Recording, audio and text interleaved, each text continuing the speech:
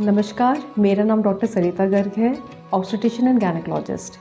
आज हम बात करेंगे एबनॉर्मल यूट्राइन ब्लीडिंग के बारे में। एबनॉर्मल जानने के पहले हमें ये पता होना चाहिए कि नॉर्मल क्या होता है। नॉर्मली हमें periods generally 5 to 7 days per month रहता है, जहाँ पे हम generally 2 to 3 pads per day use करते हैं। Average flow 50 to 80 cc per day रहता है। नॉर्मली हमें कभी कोई भी बॉडी में कहीं पे कट लग जाए, थोड़ी देर बाद एक्टिव ब्लीडिंग होने के बाद वो बंद हो जाती है। ये ब्लीडिंग बंद क्यों होती है? क्योंकि हमारी बॉडी में कुछ क्लॉटिंग मैकेनिज़म्स हैं, क्लॉटिंग फैक्टर्स हैं जो रिलीज़ होते हैं और जो ब्लड है इसको क्लॉट कर देते हैं, जिसके कारण ब्लीडिंग बंद हो जाती है। लेकिन हमने ये देखा है कि पीरियड्स के दौरान जो ब्लीडिंग होती है इट इज़ जनरली लिक्विड होते हैं, बिल्कुल पानी जैसे होता है। ये क्यों पानी जैसे होता है, इसमें क्लॉट्स क्यों नहीं होते? क्योंकि जो बच्चादानी है, बच्चादानी कुछ सब्सटेंसेस रिलीज़ करती है, that is anti fibrinolytic agents release करता है जो क्लॉटिंग को बचाता है। क्योंकि अगर बच्चादानी के अंदर ब्लड क्लॉट हो, पीरियड्स वाले ब्लड अगर क्लॉट होगा तो उसने फ्लो करने नहीं देना, उसने वो वे ब्लॉक कर देता है। अभी हम देखेंगे एबनॉर्मल यूट्राइन ब्लीडिंग क्या होता है। एबनॉर्मल मतलब जहाँ पे पीरियड्स का ड्यूरेशन 8 दिन से ज़्यादा होगा, बहुत हैवी फ्लो होगा, क्लॉट्स के साथ होगा। इसमें क्लॉट्स की साइज़ जनरली 2.5 सेंटीमीटर से ज़्यादा होना चाहिए, जहाँ पे हम रफली आप ये ले लो एक 10 रुपीज़ का कॉइन के साइज़ के हिसाब से। हमें पैड हर घंटे 2 घंटे में चेंज करना पड़ता है। फ्लो इतना हैवी हो जाता है कि कपड़े ख़राब हो जाते हैं एंड पेशेंट को वीकनेस बहुत होता है। इस कारण ये ब्लीडिंग के कारण वीकनेस इतना ज़्यादा होता है कि नॉर्मल रूटीन एक्टिविटी करने को पेशेंट को मुश्किल हो जाती है। अभी हम देखेंगे एबनॉर्मल यूट्राइन ब्लीडिंग के कारण क्या है। सबसे पहला कारण मेनार्की। मेनार्की क्या होता है? ये जब एक फीमेल को सबसे पहली बार पीरियड्स आते हैं उसको बोलते हैं मेनार्की। ये टाइम में देयर इज़ हार्मोन डिसबैलेंस रहता है।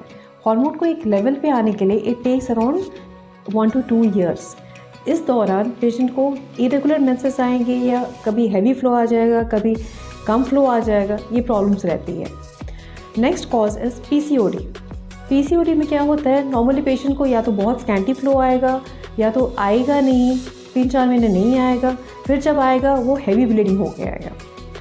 Again next is stress of any kind, then is excessive weight loss, excessive exercise, ये सारे कारण ब्लीडिंग का कारण हो सकता है। Then is coagulation disorder, certain diseases like coagulation disorders, जहाँ पे कोई डिजीज़ में हम एंटीकोगुलेंट्स मेडिसिन पेशेंट को देते हैं, ये पेशेंट्स को हैवी मेंसेस आते हैं। फिर हम देखेंगे यूट्राइन कॉजेस। यूट्राइन कॉजेस में आपकी adenomyosis, endometriosis, fibroid uterus, polyps, PID that is pelvic inflammatory diseases, ये सब कारण हैवी फ्लो का हो सकता है। जब हम कोई कॉपर्टी पेशेंट के यूट्रस में डालते हैं, किसी पेशेंट्स को हैवी फ्लो की शिकायत होती है, जो कि मेडिकली ट्रीटमेंट हो सकता है। फॉर सम टाइम हमें शॉर्ट ड्यूरेशन में मेडिकल ट्रीटमेंट देना पड़ता है और फिर वो सेट हो जाती है। लेकिन कई पेशेंट मेडिकल ट्रीटमेंट को रेस्पॉन्ड नहीं करते और ये पेशेंट में हमें कॉपर्टी रिमूव करना पड़ता है। नेक्स्ट इज हाइपोथायरॉयडिज्म के केसेस में भी हैवी फ्लो देखा गया है। देन आफ्टर प्रेगनेंसी, जब पीरियड्स आते हैं किसी पेशेंट्स को हैवी फ्लो होता है। ओसी कॉन्ट्रासेप्शन जो लेते हैं वो इरेगुलरली लेते हैं, कहीं कोई मिस हो जाता है, कोई इमरजेंसी कॉन्ट्रासेप्टिव पिल्स लेते हैं, इसमें भी पेशेंट्स को हैवी फ्लो होती है। Then comes perimenopausal age group. Perimenopausal age group ये एक एज ग्रुप होता है जहाँ पे मेनोपॉज आने का समय हो गया होता है, जिसके कारण हार्मोन डिसबैलेंस्ड हो जाता है, जिसके कारण भी पेशेंट को इरेगुलर मेंसेस आएंगे और इस दौरान पेशेंट को हैवी फ्लो हो सकता है। देन प्रेगनेंसी, कई बार मिसकैरेजेस हो जाते हैं, जिसके कारण भी यूट्राइन ब्लीडिंग देखा गया है। Then last but not the list, endometrial cancer and cervical cancer. Patient आपके पास ब्लीडिंग का शिकायत लेके आएगा।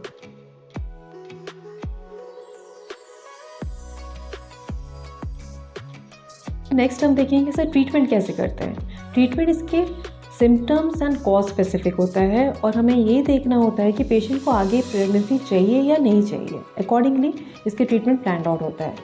इसका first is non hormonal treatment, hormonal treatment and surgical treatment. ये 3 तरीके के ट्रीटमेंट होते हैं। नॉन हार्मोनल ट्रीटमेंट में हम देते हैं ट्रांसमिक एसिड, मेफ्नेमिक एसिड, जिसमें ये ब्लीडिंग को कम कर देगा और बंद कर देगा, धीरे धीरे बंद कर देगा। जहाँ पे हमारा नॉन हार्मोनल ट्रीटमेंट काम नहीं आता, हम वहाँ पे देंगे हार्मोनल ट्रीटमेंट शुरू करते हैं, जहाँ पे ओसिपल्स दी जाती है, हार्मोन थेरेपी दी जाती है एंड लेवोनॉर्जेस्ट्रॉल IUCD। ये होता है कॉपर्टी जैसी चीज़ होती है जिसके अंदर ये मेडिसिन होता है जो 5 इयर्स तक वो एक प्रॉपर पर्टिकुलर डोज में वो रिलीज़ करता रहता है। और इसकी जो एंडोमेट्रियम की लाइनिंग है, जो बच्चादानी के अंदर की तय है, इसको ये बिल्कुल थिन आउट रखता है, पतला रखता है, जिसके कारण ब्लीडिंग कंट्रोल रहती है। देन थर्ड इज़, अभी हम देखेंगे सर्जिकल ट्रीटमेंट। सर्जिकल ट्रीटमेंट क्या होता है, इसके डिपेंडिंग ऑन, अगर फाइब्रॉइड है तो मायमेक्टमी करेंगे, अगर पॉलिप है तो पॉलिपेक्टमी करेंगे, अगर पेशेंट का फैमिली कंप्लीट है, एज मोर देन 45 है, कोई hormonal therapy, medical therapy is not working, तभी ये केसेस हम हिस्टेक्टोमी भी करते हैं। And one more thing we do is endometrial ablation, जहाँ पे बच्चादानी के अंदर की तय को जला दिया जाता है। और ये सब कंडीशन में जनरली पेशेंट को प्रेगनेंसी आगे ठहरना पॉसिबल नहीं होता है। सो ये ट्रीटमेंट तभी किया जाता है जहाँ पे पेशेंट को आगे प्रेगनेंसी नहीं लेना।